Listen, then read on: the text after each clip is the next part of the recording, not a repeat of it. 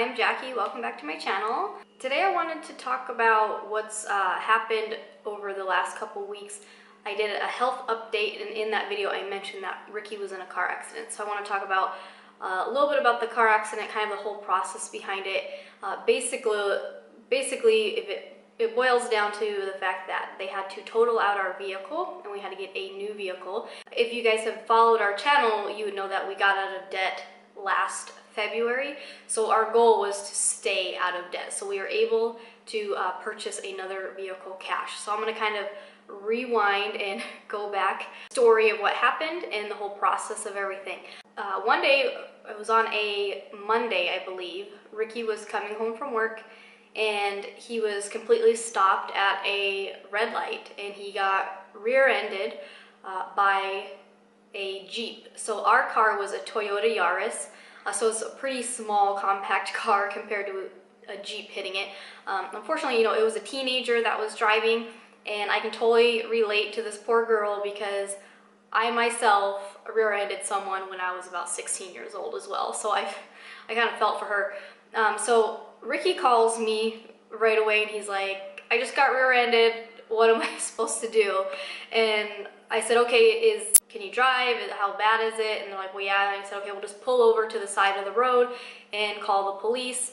And I said, take pictures, get her insurance information, her name, the make and model of the car, getting all the information and everything. So he did that. And he said the girl too was, really freaked out, like, what do we do? What do we do? So that's why he called me.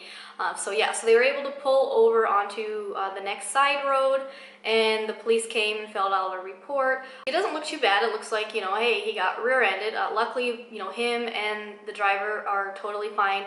The Jeep that hit him was totally fine. No dents or scratches or anything. And so we figured, okay, the car is drivable.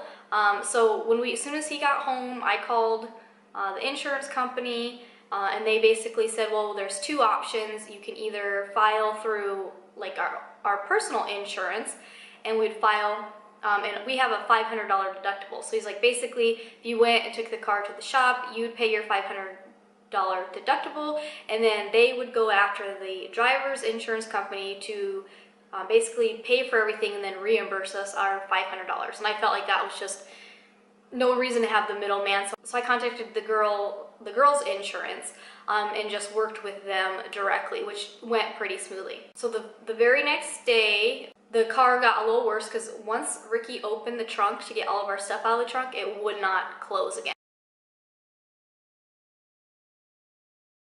So we basically had to tie the trunk closed.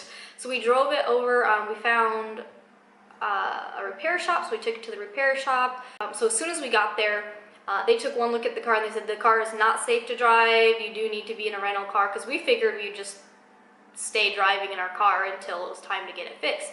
They had the rental car company pick us up, and then they couldn't get a hold of, I guess, the insurance we were dealing with mostly works with Enterprise to set that up. So we couldn't get into Enterprise right then, so we went to Hertz. So I ended up paying, it was like a $200 hold on my account, and then I had to pay like $35 or something like that for that first day. So the following day, I got the insurance company and I got a hold of each other and said, okay, we have a car reserved for you at Enterprise, and we will reimburse you the $35 from Hertz. So the next day after Ricky got off work, we went and picked up the new rental car, dropped off the old rental car. So then we were good. We had that $200 released back to our account, and then with the new rental car, we only had to have $50 to hold that rental car because the insurance company had signed the agreement that they were paying for it. So that whole process, was a couple days. The body shop, they kind of took the car apart a little bit, did all the pictures and did the estimate. The estimate to fix everything was going to be about $4,600 and something.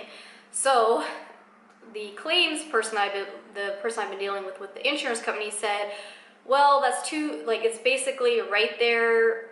The price of your vehicle is basically that, so we are going to consider it a total loss. And I was like, what does that mean? So basically they're like, well, you have two options.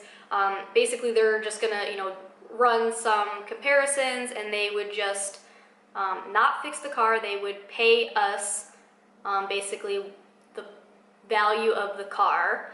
And then the two options we had was, one, we would sign the vehicle over to them, and then they would give us more money based on like what they would be getting for the car at a salvage place, or we would keep the car ourselves and deal with, you know, whatever we wanted to do with it, minus what they would consider what we could get for it as a salvage vehicle. So I said, okay. So Ricky had to go back and make sure everything was out of our car, because they basically, they were going to move the car from the body shop to a lot anyways. So he went and got everything. I basically said, okay, we released the car to this insurance company. They're allowed to come and take it.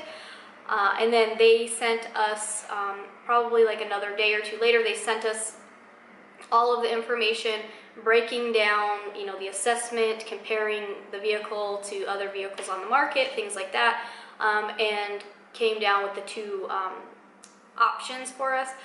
So we did end up going with the option to just write our vehicle off over to the insurance company to get more, because I was like, if you remember, at the time I had the stent in, so I was in no shape to even be dealing with anything physically, mentally, so I was like, if that's one less thing I got to worry about, then we'll just do it. So we ended up getting $5,395, so basically $5,400 is what we got for our Toyota Yaris. That's what, you know, we agreed upon. So then Ricky and I had to go and notarize the title and the power of attorney, and, you know, get that sent over to the insurance company, and then they sent us a check overnight. So that the whole process was pretty smooth for the most part. Obviously, I've had a few people say, oh, well, shouldn't you get more money for pain and suffering or time missed at work? Unfortunately, Ricky, well, no, it's good. Ricky didn't have any medical expenses. He didn't miss any work. So no, I'm not gonna sit there and try to milk it for more than what it was. Next time, you know, if we are in a car accident, no matter how little or big we think it is, to go to the doctor and get checked out just in case, because I have been in another car accident as well where I tore this muscle in my shoulder blade and I had whiplash, and it wasn't until the next day that I couldn't move. So I do understand that sometimes things happen and you don't, you're not gonna feel it immediately. But I mean, Ricky was fine. He basically was like, I barely felt her hit me. They totaled it out because the cost to fix it was almost the same price it was to replace it. So they basically said, we're just gonna replace it, which was fine. So then came the time to go car shopping. So we were kind of trying to figure out what kind of car did we want. We definitely, at first we were thinking we would put $4,000 down. We would find something for like $8,000, put $4,000 down, like half down, and have payments. That's what we were kind of thinking. And then the more I just kept thinking about how far we've come, how hard we worked to get out of debt. And then I just told Ricky, I said, we can't finance anything. We need to find something a little bit cheaper so we can just pay cash. I didn't want to. Plus, even the vehicles that were for sale for about $8,000, they all were around the same year and the same mileage as the other ones that we were looking at that were more like $5,000. So I couldn't come to terms to buy something that was a couple $1,000s more that was pretty much the same as some of the other vehicles. So anyway, so we ended up finding a vehicle, but we ended up getting a Hyundai Elantra, the touring one, so it's kind of like the wagon, the hatchback in the wagon. So it's a little bit of an upgrade. It was on the website for $9,999, whatever. So we went and we test drove it, and this is before we didn't have the cash yet. We knew the check was, we knew how much we were getting, so we were like, all right, well, let's go look around a little bit, so that way once we have the cash, we can just go in. So we found that one online. We went, we test drove it. We test drove other ones, like we mentioned, that were a little more money, just, we were thinking about financing, and then that's when, Ricky and I were like, nope, we're not gonna finance anything. I liked it. It's a little bit bigger than the Yaris. It has like the luggage rack on top. If you guys know anything about us, you know, we like to travel, we like to go camping. So we thought that was a perfect fit for our family. Gave us a little more room to do those things. It was a year newer than the Toyota Yaris. Our Toyota Yaris was a 2009. This is a 2010. And it had about 30,000 miles less. So for us, we thought, okay, that's a good upgrade for us. Also, it has the power door locks, the power windows, cruise control, which our Toyota Yaris did not have. So I feel like it was a good upgrade. We were able to, after taxes and fees and all of that stuff, we were able to get it for $6,000, just shy of $6,000. So we were able to use the $5,400 from the insurance company, and we only had to come up with $600 out of our own pocket, which all of you know, if you go buy another vehicle, you're probably gonna put closer to $1,000 or more down on a vehicle anyway. So we actually got a really good deal on the vehicle. And so we managed to stay debt-free, which is really cool. So it's kind of, you know, the process of everything was obviously not what we wanted, but we got a little bit of an upgrade, and then we plan on, you know, using this vehicle until it runs itself into the ground is the goal. We are saving up so Ricky can get a motorcycle, just so we have two vehicles in a sense. But yeah, so that was that whole thing. So the whole process, the time frame from the time Ricky got in the car accident to the time we filed everything and got the money and got our car was about 10 days. So it actually wasn't too bad. And then also the rental car we had, they had set up basically was like, once they cut the check, we had 3 days with the rental car. So Ricky and I felt like, let's definitely get a car before we have to get rid of the rental car. Obviously we could have kept the rental car, but then we would have been paying for any additional days. So we did that. We did have quite of a sour experience with the car sales people, which, I mean, it just it's almost like you're gonna deal with that anywhere you go. They really just don't want people to pay cash. They really want people to finance stuff, and it's just so silly. So it's like they just were like, are you sure you don't want to go into this or into that? And we're like, we don't want to finance anything. It's like, we have cash. So the first time we looked at the car, it was on a Friday, and they broke everything down and said, okay, this is what it would be. I already knew in my head I needed $6,000. You know, I even tried getting them to bring the price down a little bit so we wouldn't pay anything out of pocket. And they were just like, you know, that's what it is. And I said, okay. And I said, all right, well, when we have the you know, we're getting the check, we should have the check, you know, like Monday or so we'll be coming back. So we actually ended up getting the check closer to Wednesday. And literally, like, we got the check in the mail. As soon as Ricky got home from work, we went and cashed the check, took out our money, so we had the physical cash, and went down to the dealership. The guy that we worked with was not there, so his boss, who was working with us as well, he said, okay, his partner can help you. And we drove it another time. We checked it over another time just to make sure, like, this is the one that we wanted. We looked at all the other cars that had come in since we had been there just to make sure, and that was still the one that looked like the best deal. Now the thing is, the sticker price on the car was actually like $7,900, but on their website it was $4,900. And so they're like, oh, okay, yeah, it's on sale. And I said, yeah, we already had worked up the numbers, it was $4,900, and that. Well, then they come back and they disappear for a while, they come back, they bring up the website, and it says $5,900. And I was like, I was just on your website. Like, I had been keeping up, watching your website over these few days to see if anything new came, and it was still $4,900 as of like yesterday. So, well, what's going on? Oh, well, it was on sale then, it's not on sale now, we had to raise all of our prices, blah, blah, blah. I gave you a spiel, right? And I was like, well, no. So that guy actually goes over, and luckily the salesperson that we were working with had the sheet, the quote right there. It was written right there, every number, you know, here's the registration, here's the filing fee, here's everything right there, the price. They still were like, oh, well, no, it's gonna be this now. And so Ricky and I were like, no, like, no, we agreed on that price. We're back because that was the price we agreed on. No. So he leaves, he comes back, he goes, okay, well, we can meet you halfway. And I'm like, what does that mean?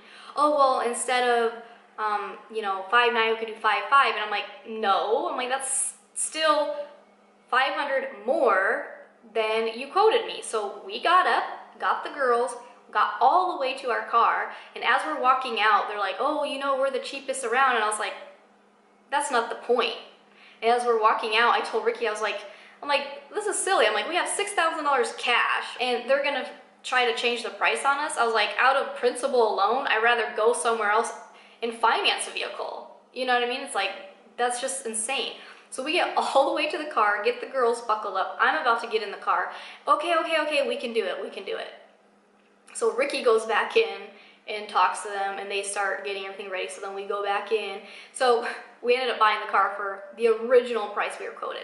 But that's something you have to expect. Like, they're gonna try to haggle you for whatever reason. The biggest thing is you have to be firm. And for me, it's like I've made that being debt-free has become a new priority for me, a new belief, a new value of mine. And so it really helps to be like, hey, you know what? I'm not like, this is how much I have. And if that's the case, then we'll go somewhere else. And if we need to wait a little longer and come up with a little more money, then that would have been the situation. You know what I mean? They were probably looking at us like, oh, they're desperate, they need a car. And it's like, yeah, we needed a car, we were kind of desperate, but at the same time, we had our set thing. We're not gonna spend more than this. That's that. We're not financing anything. That's that. My tip to you guys is when you're in situations like that, just hold your ground. And if you gotta get up and walk away, get up and walk away. Like, they're not used to that.